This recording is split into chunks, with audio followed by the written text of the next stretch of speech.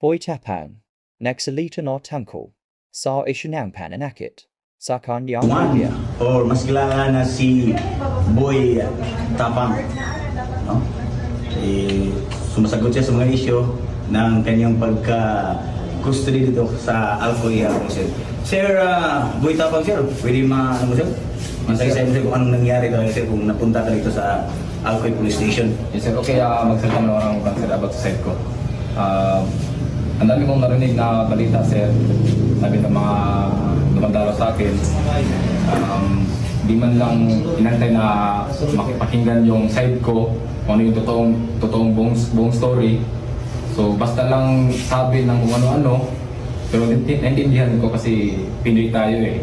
Kahit nagawa ka ng tama, may masabi pa rin. Kahit kung gagawa ka ng mali, malamang may masabi silang na mali. So hindi mo expect na tama yung sabihin nila na nagawa ka ng mali.